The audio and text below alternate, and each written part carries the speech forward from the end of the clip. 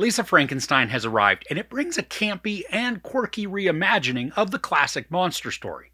Do the unique aesthetic and the presentation bring the story to life, or is it rotting where it stands? This is a coming-of-age love story about a teenager and her crush, who happens to be a corpse. After a set of horrific circumstances bring him back to life, the two embark on a journey to find love, happiness, and a few missing body parts.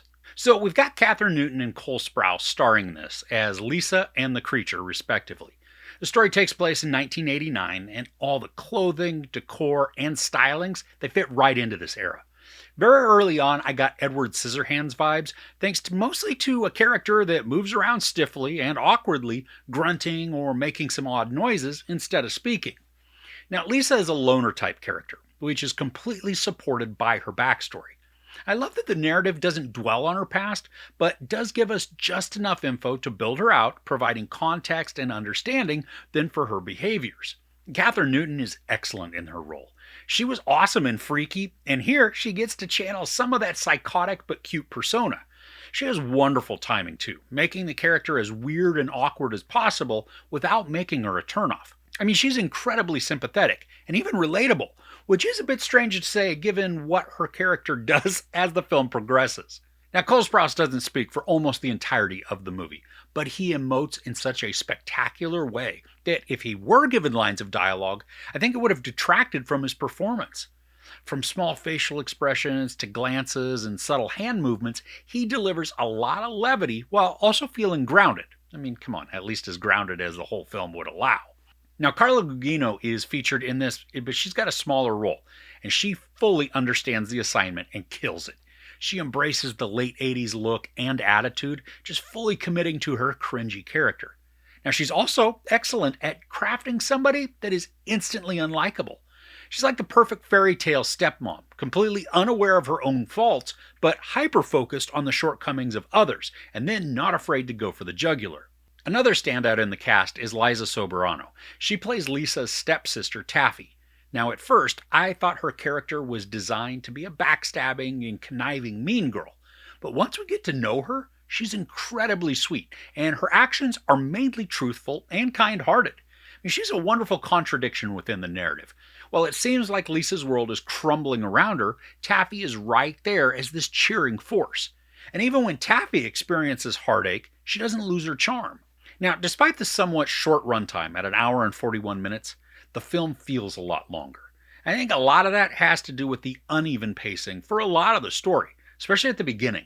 And the story, it takes a little while to find its footing, and it kind of stumbles around while it gets established and begins some character introductions.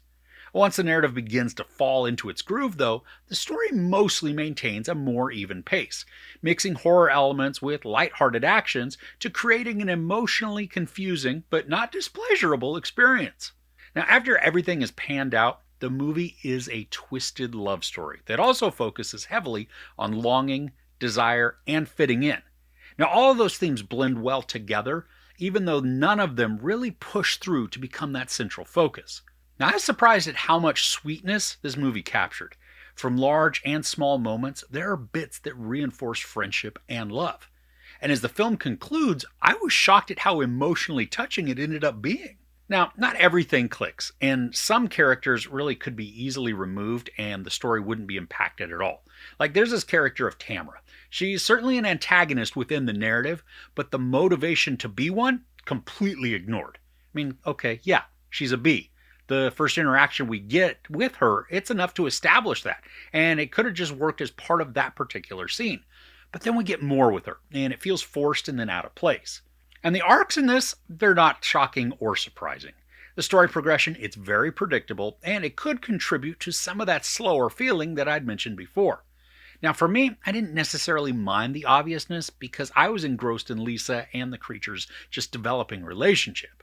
And speaking of the creature, the makeup and the prosthetics used to craft his looks, oh, they're awesome. There is a wonderfully patient visual transformation of the creature as the movie goes along. We get to see small changes in his looks, and the subtlety, I think, helped the progression to feel less fantastical and more believable. And sprinkled throughout are also some grotesque sights and sounds that I think enhance the entire experience. Lisa will react to some of these, and then in turn, I was then reacting, just feeling what she was experiencing and try not to gag myself. Now, the story execution is one that mixes serious and gross with charm and lightheartedness. I only really laughed out loud a couple of times, mostly just being amused or maybe chuckling to myself at different points. I don't think this is a detractor from the watching experience because I was having a great time almost all the way through. Now, for me, the good ended up outweighing the bad by a long shot, even though there are large issues that could harm the enjoyment. I mean, the pacing is uneven. The story doesn't really know what it wants to be at the start. Some characters are complete misfires, and the entire narrative is obvious and predictable.